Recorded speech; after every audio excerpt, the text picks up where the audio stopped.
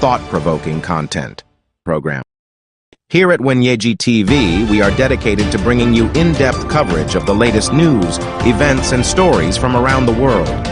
Our team of passionate journalists, reporters, and documentary filmmakers work tirelessly to provide you with accurate, unbiased, and thought-provoking content program. Bima Pub, urahisi wa maisha. As the good book says, we must, in the nature of things, be Christians of Berea. If you read the Acts of the Apostles, Paul says that he liked the Christians of Berea because whenever the word had been preached, they went out and read the word to confirm if what had been preached was true. And I also want you to go and read. We are talking about character and the followership. Throughout the ages, men and women have followed evil men. And these are those days that we must warn ourselves. I am encouraging you, if you are a Christian of Berea, go and fact check what I'm saying. And you can even fact check it as I'm speaking. Read the book of Matthew at chapter 24, verse 24. In the end days there shall come many Christs, and they shall work wonders, and they shall mislead even the very elect, if it were possible. So we must warn ourselves as people who believe in God. We must warn ourselves as Christians in the knowledge, as Paul writes in his second letter to Timothy, as chapter 3, that there shall become a form of Christianity where we shall be lovers of ourselves, where we shall be boastful, where we shall have people confusing people, just as Jannes and Jambres confused the multitude. But we are one to do the right thing.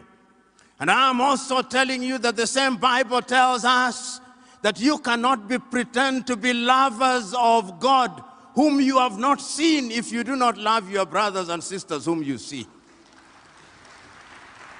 You know, when we talk about character, we are talking about serious business. When we talk about prayers, we are talking about serious business. When my good friend Godfrey was asking people to pray, I'm making some of you uncomfortable, and that is my intention. When he was asking people to pray, he asked several people to pray, and everybody came. And I was asking myself, why must 5 people pray? Why can't it be 1? Why? They all said the same thing. Why can't 1 person pray? 3 members of parliament had to pray. Why? Is God deaf? Must we repeat things to God?